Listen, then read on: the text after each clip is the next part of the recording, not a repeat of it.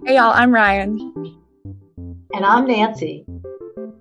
And this is Sci-Tea, where we bring you engaging conversations between researchers and practitioners.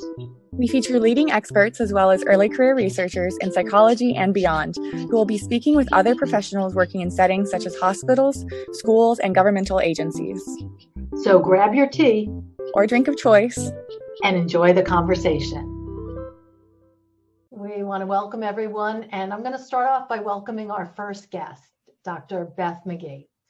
Dr. McGee is an assistant professor and program coordinator of interior design at Georgia Southern University. Her research focuses on designing healthcare spaces and biophilic interior design methods. Her goal is to teach, create, and research sustainable biophilic design. Dr. McGee has created and has expanded the Biophilic Interior Design Matrix. This is used to help incorporate nature into built spaces. Dr. McGee is a passionate advocate for human-centered design and in creating healthy and beneficial spaces for everyone. We first met actually when Beth was presenting some of her earlier research at a conference, and I was just so thrilled to see the kind of work that she was doing. And ultimately that conversation led to a collaboration with herself and myself and Ryan Brown and a few other Bryant colleagues. So this continued opportunity to talk with you is really a real treat for me. So welcome, Beth. Thank you. This is very exciting for me too to see both of you. Great. Thank you. And I have the honor of introducing my first Ryan. So this is Dr. Ryan Kuyu, who is an assistant professor at Georgia Southern University, where he collaborates with Dr. Beth McGee in her research on biophilic design. Dr. Couillou is one of the leaders of the Reflect program and serves his community with consultation, outreach, and research resources. He's a licensed clinical psychologist with a doctorate in counseling psychology. And aside from teaching, Dr. Couillou has worked in a variety of practical settings, including mental health counseling at universities and also assessing juvenile offenders. So right now, his research interests include action-based research and perceptions of the police. So we're really excited to have you here today. Thank you for having me. That's great. Yeah, and we're really excited to talk through this paper as well as y'all's collaboration in general. I can just give a brief overview of the study and some pieces of it that were really exciting to me to talk about. So in the paper overall, right, so biophilic design is all about connecting people with nature as part of this built environment. And this study specifically identified guidelines for how to integrate the nature-based design in the built environment using this systematic development, testing, and expansion of a biophilic design matrix, specifically for the purpose of adding nature elements to interior design specifically. And this modified version is now called the Biophilic Interior Design Matrix, and it includes 6 elements and 54 attributes that can help designers to include biophilic elements throughout the design process. So, for example, one element is color and light, and this element includes attributes like composition, as well as the client's own preferences for color attributes. And another thing that I thought was really important about this study is that despite overall valuing biophilic design as important, a lot of designers only had sort of moderate confidence and little to no past experience really using it.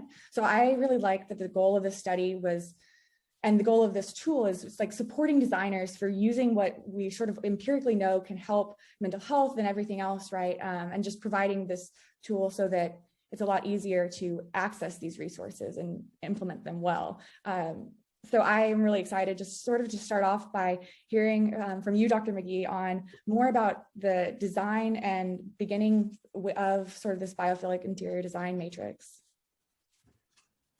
Sure. So yeah, this has been a long road since when we first collaborated. In my master's, I was really trying to come up with an idea for my thesis, and my mentor brought me to this book, Biophilic Design, that Kaplan, he was an editor, and he really proposed the first initial list of attributes that were biophilic. And it just brought a lot of the interests that I was pursuing kind of together into one topic. And I took that and really looked at the literature and realized there really wasn't a lot of systematic ways to apply that to interior design. So taking his list and creating this by the first version of the biophilic design matrix that we, later in my PhD developed further, it was all really about how do we apply these in the interior since we spend so much time in the inside. So the good thing about having that first development was I got a lot of great feedback. We had this secondary project that we worked on together. But really by looking at it and seeing that people thought, yeah, this is an interesting tool. When we were using it, it was still really kind of hard to use. So it was very wordy and verbose, and we wanted to make it more user-friendly. So my PhD really focused on revising the whole thing, going through the testing, cognitive testing first, and then we tested it with practitioners. The goal was to make it more user-friendly and actually do some initial validity testing. That really was what the article was about, going through that whole process. And we actually had some practitioners who gave us some really good feedback at the beginning while we were developing it. And then our kind of case study method of testing it at the end also gave us some good feedback. But since then, really, it's been an ongoing thing. We're getting more and more interest, and we've been using it in education as well. So we've got a manuscript under, well, kind of was officially accepted. It's an editorial process looking at how we applied it to education. So how we can support interior design education, and specifically in the studio environment. And it was showing that by giving them this tool early, they were able to feel more confident again. So being able to understand, oh, hey, I have this language I can use to integrate into the design process, that was very helpful for them. So I've been using that now at Georgia Southern since I've been here and getting like kind of the same feedback. So that's been an exciting thing, that not just doing it as a post-assessment, post-occupancy assessment, which is what it was developed for. Like, okay, we're going to take a space, we're going to kind of rate it and see the variety of biophilic design there. But now we're going to actually use it in the design process to make the spaces better from the beginning.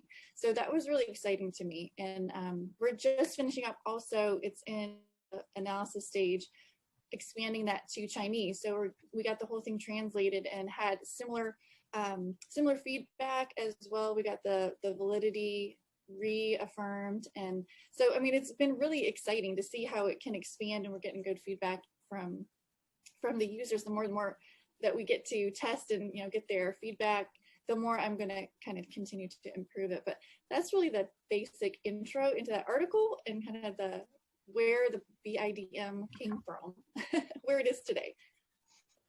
That is so exciting. I have to say that the work that you do, to me, is really, is an ideal.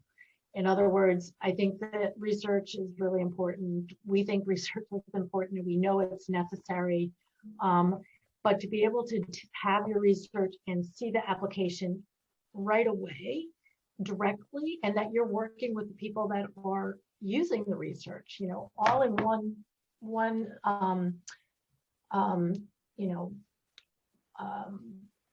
time period is really incredible, because people are lucky enough to have their work applied. It's usually by someone else in a different situation, and you're actually able to see applied. And you earlier mentioned that the application in educational settings, and you mentioned something about students, and I'm assuming that you mean design students are using this, so they're learning about it as well? Yes, well, we have had a few varieties now. So definitely my interior design students I've been working with a lot. I'm doing another interdisciplinary project with Child Life in the Child Family Development program, and we did a design of a playroom. So it was very aligned with our study that we did, and they loved it. So the Child Life, these future Child Life specialists have been given this tool, as well as we worked with another tool that's specifically related to Child Life, and they were using those together. So that was really an exciting thing. And it's actually an ongoing project. We do that every year. And then we've been doing this joint project with psychology with my Studio 5 with Dr. Couillou. And that's been really great because, again, bridging that gap to inform a different discipline, like this is what interior design is, and this is this kind of quantification in a way of what biophilic design means and how the research supports it, but this is, you know, an avenue for how to apply it. So this is sort of where what we've been working on. One of the many things we've been working on recently is trying to figure out how we can teach both the importance of the built environment and how we can use evidence-based research to support it. Yeah. That's great. Well, we're hoping, we'd love to learn more about some of the collaboration that you've been doing with Ryan. Ryan, maybe you can tell us your perspective of some of the collaboration that you've been doing. I know that there's a service learning coursework, and every year it's different, right? I know, I don't know if it was a recent year where you were designing a bedroom for a domestic abuse shelter. That sounds really interesting. Maybe you can tell us a little bit about, you know, the collaboration from your perspective. Sure, absolutely. I think maybe I could kind of rewind to the beginning of this. I teach a psychology capstone class with seniors, and really the purpose of the class is to be a culmination of their experiences in the psychology degree program, so they get a chance to apply their experience. And when I guess I kind of inherited the class, I had a component in there where they were doing volunteer work. So just a couple of hours, that was just a component of the class. They would go out and serve the community in some way. I was kind of finding that the students were having kind of a variety of different experiences that were meaningful to the community. So they were helping out, but they weren't necessarily aligned with the learning objectives of the class. And they weren't, there was an inconsistency of applying what they've learned as a psychology major. So for instance, they had some students were like working with community members directly, and others were painting walls, which was serving the community, but it just wasn't what I was looking for as far as what they were learning. So I applied for a summer award to revamp that portion of the class, with the purpose of making it fun for the students, having like a designated service learning partner, and having a semester-long project that could really tie the class together, where it was pulling in a lot of different information that they've learned in psychology and doing something for the community. So that led me to, I was looking for different community partners, and that brought up there was a domestic violence shelter, Safe Haven, that wanted to partner with me on this project. And the things they were wanting to build in the next 5 to 10 years, build a new facility for their services. And one of the things they wanted was a design of what the space might look like. And initially they were kind of talking about making 3D, like physical 3D models, and having the students do that. And I was kind of thinking and brainstorming, like, how could I do this? I'm a psychology, you know, my background's in psychology, not like designing these spaces. So I was thinking about maybe using some software or something. I really didn't know how to help them with this. So I kind of used my resources at the university. I started looking up different names, and I cold emailed Dr. McGee to kind of help me out. Like, are there any like, you know, software, like point me in the right direction? And she was kind enough, she could have just like told me where to find this, but she was kind enough to offer to partner with me and join our classes together for this project, which was really cool. Beth, I don't know if you have anything to add. That was kind of from my perspective, like how it started. Yeah, that is how I feel too. I think that we didn't know where it would, we didn't know that this was the road that we were going to go on at this first meeting, but I just thought that the idea behind the class, that, you know, where he was trying to go with it was so salient to what we do in design. And I didn't know where I was going to connect it at first, but I thought the easiest way would be with my Studio 5, which has a bit of an open parameter for what focus area we can do. So yeah, I kind of had to revamp the curriculum real fast, but then we took that and then we kind of repeated it the second semester. The second semester was going amazingly smooth. We got IRB approval. We were doing pre and post testing to see how, you know, this new collaboration, how it was working. And then COVID hit in the middle of it. So we were kind of set back a little bit, but yeah, this year we have a new partner. Do you want to talk about that? Yeah, sure. Our newest partner is a community clinic. It's a psychology clinic on campus. So they serve community members doing assessment and also treatment. And it's also a training center for the psychology Sci-Tea students. So we are doing a project with them on some ideas of, we've helped them with ideas of revamping their space, and then also proposing a new space, incorporating biophilic design and then other recommendations based on what they the populations that they see or they would like to see in the future.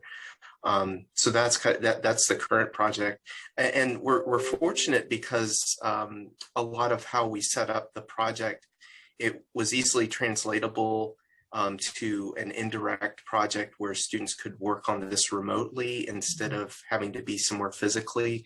So we were fortunate that we had kind of the framework there.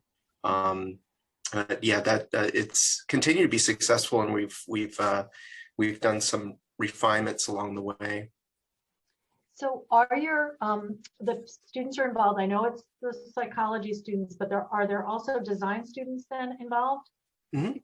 Oh, so I love that they're coming from these sort of different ways of thinking about things, right? Here's a problem and different approaches.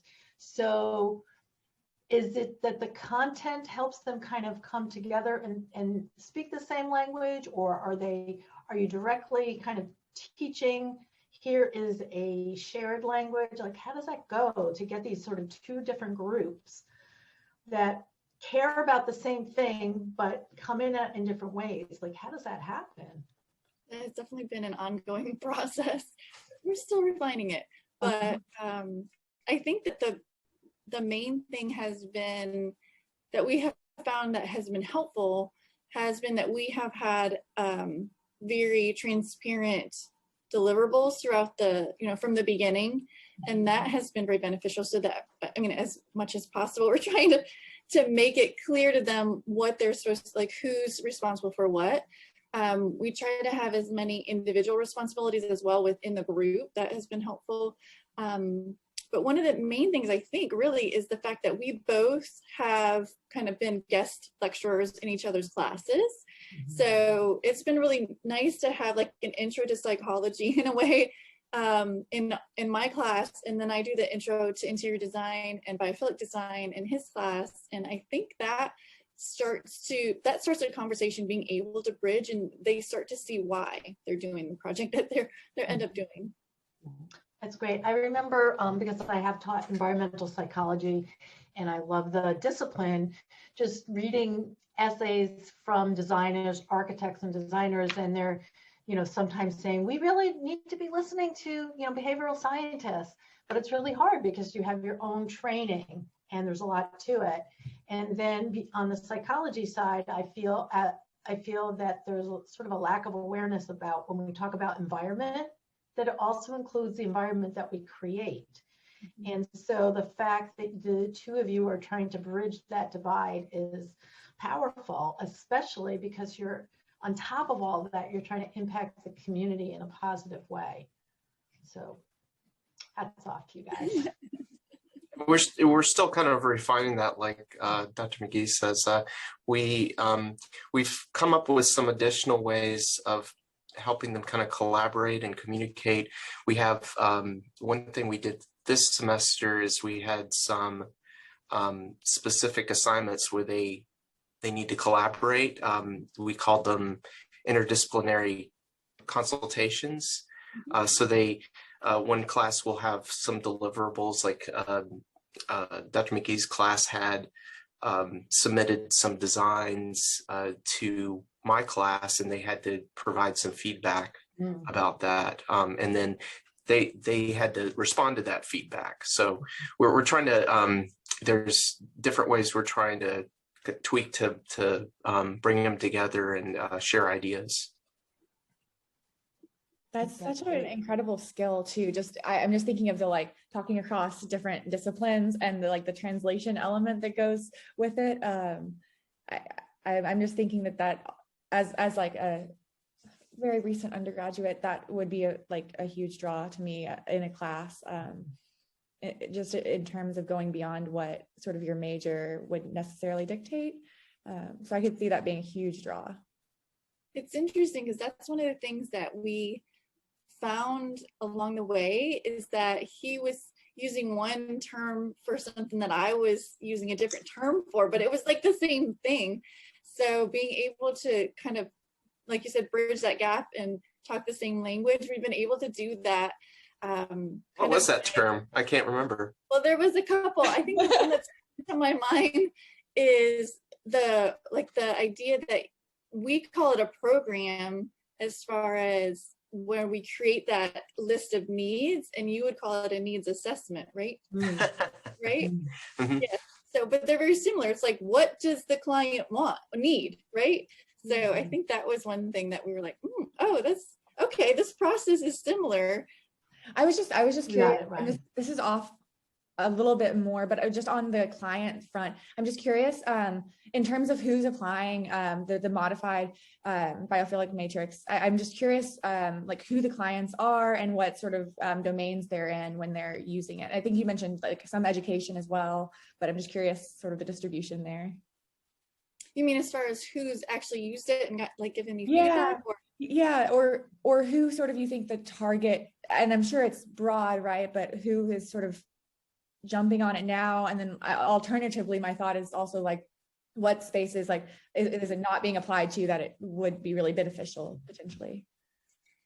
So really, I think it's a lot of different spaces in general. Okay. Like I even got just before COVID a call from a corporate company who wanted really kind of like a consultation with me to do maybe an assessment or some training.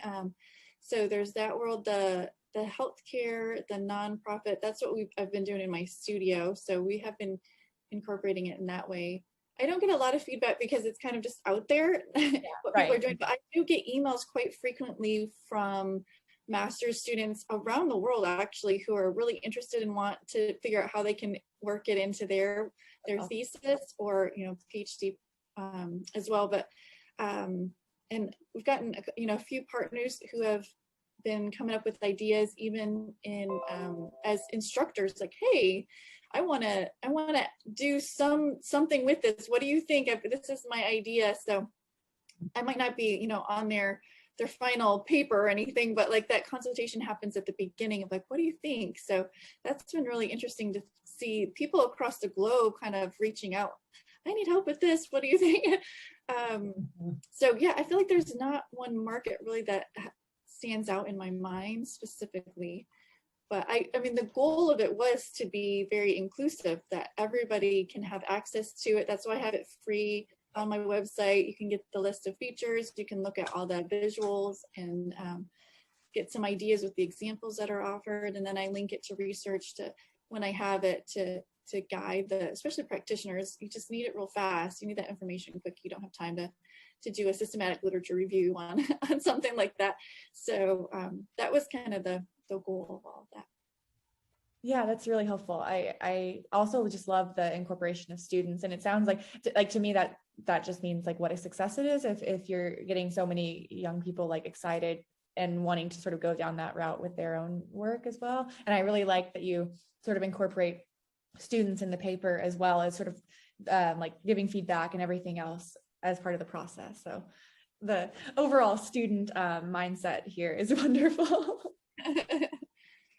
I think that I'm really glad to hear that this is a tool that is becoming more accessible and for designers, and helping them feel like, I think there was something I remember reading in your paper about it's giving them more confidence, and this might be something they can implement across a variety of projects that they're working on, almost like have it as a checklist, but with some meat behind it. And I think that's really valuable. And I also think that eventually the people who aren't designers but might have an intuitive sense that nature is an important element for us, that this might also help give people an opportunity to validate that intuition and say, you know what, there's science behind this, and which you talk about in your writings, and there are things that I can actually do. And I'm hoping that more and more, practitioners that are other types of practitioners besides designers engage in bringing nature into their practices. So, Ryan, as a clinician, I'm really curious, before you were working with Beth, maybe now, like how, what do you think about the role of nature as a clinician for your clients? And it's funny because, well, at least in the psychology field and the counseling field, we don't really incorporate a lot of nature. That's not really the focus, but I think I do use nature as a therapeutic tool in some ways, if I kind of think about it a little bit differently. So one of the theoretical orientations that I incorporate is ACT. It's acceptance and commitment-based therapy. And that also draws on mindfulness, which is a attunement to the present moment in a non-judgmental way. And I tell clients to, one way to do that is when they're out in nature and just kind of enjoying and being in the moment, by, for instance, listening to different things that are happening around them outside, or by focusing on something that they're seeing that is in nature. So I do incorporate nature in different ways, usually not in session, because usually when I'm doing work, it's in a telehealth modality. But as homework or something, I tell students or clients it's useful. I tell them to use nature in that way. That's great. I mean, I'm sure that some individuals are, more prepared and familiar with it, and some are less familiar. But for anyone that might be really helpful. And sorry for jumping in with another question, but this is for either of you. I'm just wondering if you've thought a little bit about, or if you can speak to this idea about how the pandemic has really kind of alerted everyone's awareness that we need nature. I mean, I know for myself, I live in a small city, and my biggest desire and need that I had to actively work on for my mental health during this period is to get myself in nature, and my little plant back there wasn't enough. So I'm just wondering, if you had any thoughts about that. Thank you. Your little heart's cute. Yeah, I think that this is actually, I just had a conversation with a parent who is looking to enroll their student yesterday. And we talked about this because since the lockdown, it's interesting how much more alert the general public is to the impact of the built environment. I feel like it wasn't on a lot of people's radar. And when you really are confined to a space, you start to realize what's working and what's not working. And that is just in general for interior design. But also, if you had a strong connection to nature, you probably were feeling it very obviously, and it was helping your stress. And if it was the opposite, you probably were increasing your stress. So I think that, I feel like the next few years, we're going to really be on an uptick for the general awareness and calling for good design decisions, and specifically looking for those nature incorporations, because they are so obvious and can be almost immediate. You know, just a few minutes, it can help your blood pressure and your stress levels. So I think being able to practice and research and have this tool available right now, like the more we can get the word out, the better. And I think it can really affect and help just the general homeowner buy and look at their design decisions, their product selection and purchases in a more thoughtful manner. And you don't have to really be a trained interior designer, as we're starting to find out, like people from all different disciplines can use it. And that was an interesting feedback actually from the very first article that I wrote about this. One of the reviewers commented and said, you really should be marketing this to everybody. Everybody should be using this. So well taken. I'm still working on that, I guess. Yeah, I think, well, and I appreciate you asking that, Nanci, because I think it just, well, it helps kind of orient me to, I guess, my work as an instructor and also as a clinician. Like I should be kind of assessing how people are reacting to their space, and encouraging them to incorporate nature, whether that's just getting outside and doing something, getting exercise and enjoying nature, or bringing nature in and making their space kind of work for them to promote wellness. So I think it is very important, and especially during this time when a lot of us are trapped inside for various reasons. Thank you. That idea of our awareness about the built environment, because it's problematic for people where it wasn't problematic for many people before, is really a salient point. And there's definitely been a lot of writing about it. You know, New York Times, the New Yorker, other places have had articles about how, you know, how are things going to change in the built environment after the pandemic. So hopefully one of the changes will be more attention to biophilic design and other sustainable aspects of the environment. And this isn't fully formed enough, honestly, but I was just thinking about with the pandemic, like in terms of just working and doing everything sort of in one place. And I'm almost, and putting that together with what Dr. Couillou was saying around sort of using nature almost as like part of like a mindfulness / like acceptance framework. And I wonder about the possibility of like designing specific, and this is more in terms of like long-term pandemic, which hopefully we're not in, right?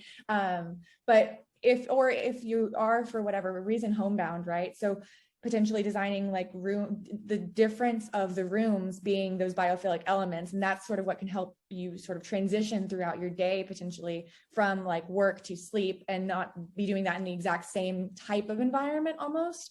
Just like maybe potentially making those smaller changes within whatever space you have. And I know that's not exactly what we were talking about, but just, I guess, getting at what you can do within whatever space you have. And I don't know if you think about the like almost like distinguishing rooms or like spaces like that, but I would be curious what your thoughts. I think I know what you're saying. Let me see if I'm gonna. Okay, yeah.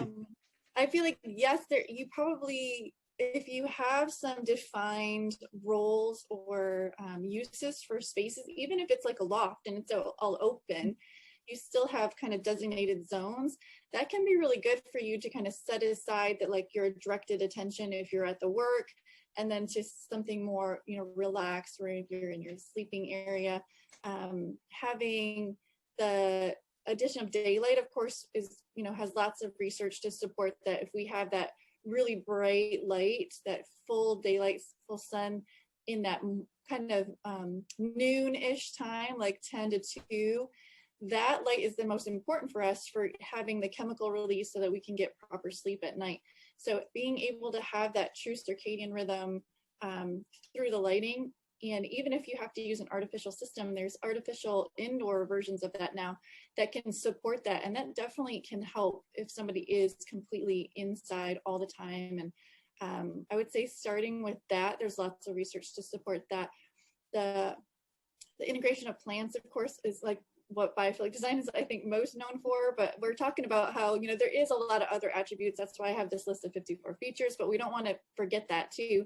Plants are an easy and affordable way. It's also a way to be like a caretaker of an object. So if you're able to do that, that has lots of benefits. There's research to support that. So yeah, you can still kind of set up almost like different zones and functions for your space, I think, and use maybe a thoughtful variety of attributes from the matrix and really start to customize each space in a way that'll make it unique, but each of them can still be very biophilic and have all these unique kind of like customized features.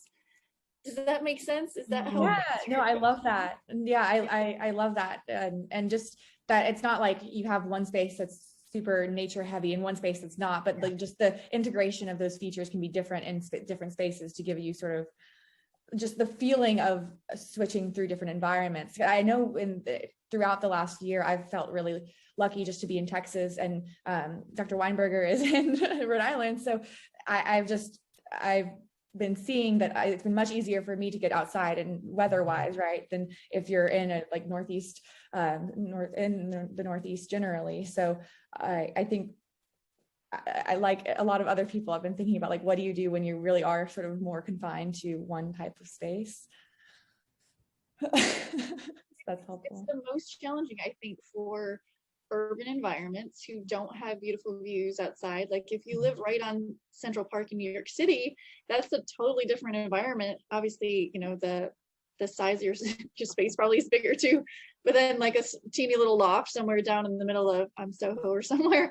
But maybe if you're able to kind of rethink those interior boundaries in how you make all those design decisions, and going back to what you had said earlier, I think having your intuitive design decisions, like people make design decisions all the time. They don't know why. Oh, I really like this and I don't really like this, or I'm going to choose this and not this. The cognitive awareness of having this list to say, oh, you know what, this is probably why I like this better. It does have this nature base, this kind of connection to our innate need for nature, which is what biophilic design really stems out of. I think when you start to have that awareness, it completely changes how you do your or assess your environment, how you do your purchasing and all of that.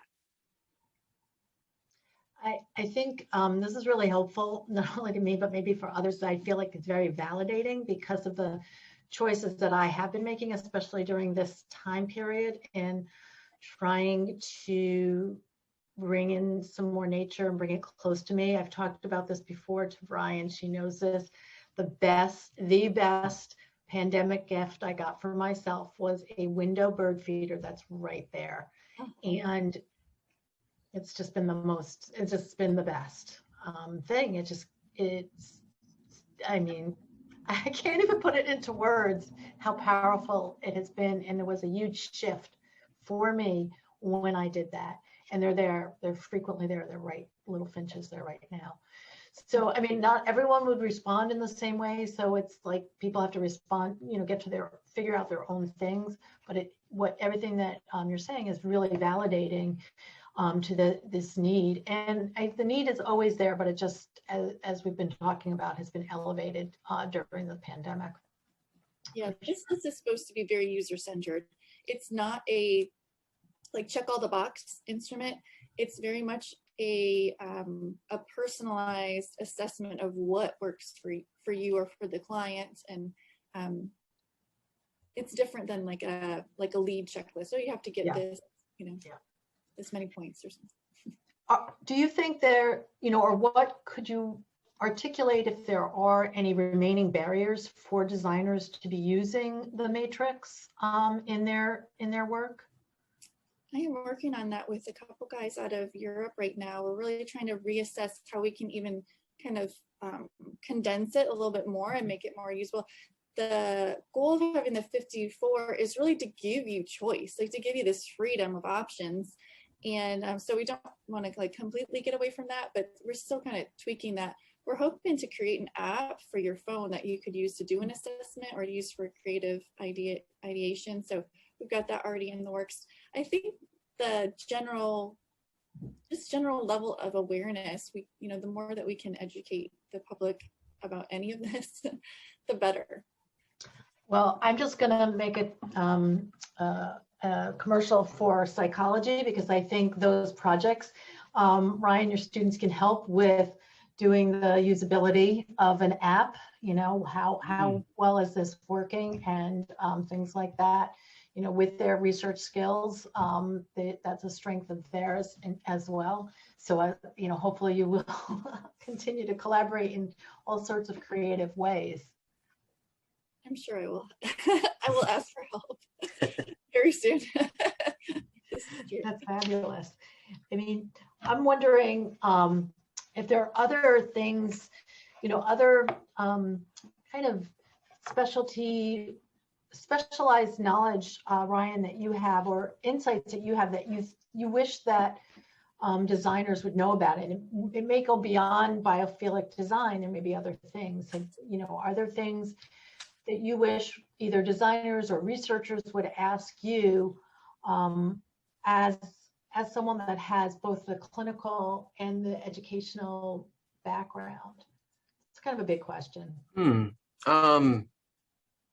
I think, I guess, I'm not sure if there's anything that I could provide, or I guess specific advice, but I guess more generally, as they're kind of designing studies or approaching things, making sure that what they're designing is inclusive and accessible.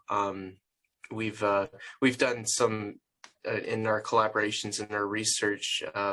We've really tried to make things inclusive and accessible, and keeping in mind the needs of the clients and also the people and the populations that we're trying to research. So I guess that would be kind of like a general advice that I would give. Yeah, I would love to hear actually more about that. I think we have enough time, just to hear about how just sometimes inadvertently designs may not be fully inclusive or be fully. We know that certainly there are the ADA and then beyond that, universal design help us do a good job with meeting the needs of accessibility, but this doesn't always get us there. And then when you're talking about inclusiveness, you can also talk about other kinds of inclusiveness, I would think. Who feels at home in a certain space? Does everyone feel safe here? Does everyone feel comfortable? Does everyone feel welcome? So I think having your perspective on that and reminding designers that those are important things, I think is great. What are your thoughts, Beth? I think I agree. We're actually working, I'm part of an advisory panel with IWI, but we just had a workshop on it yesterday. We're trying to look at, in general, even thinking about like cultural inclusivity in the built environment, where that has not been a huge emphasis. So thinking about inclusiveness more in that larger scale, and equity in design in general, as well as specifically in like healthcare environments and certain populations where they're already starting or have had some headway ahead of us. But yeah, I think that we need to be thinking about that. I feel like universal design has been around a long time. I mean, not for like ever and ever as far as a term, but like in general, we have been doing it for a while. But the application still isn't there. Like new buildings, new homes, they're not really built with universal design as a default. You have to kind of fight to get that into the program. I feel like, especially if you're looking at multifamily housing, I think it's very limited, the number of true universal and aging in place facilities you can find.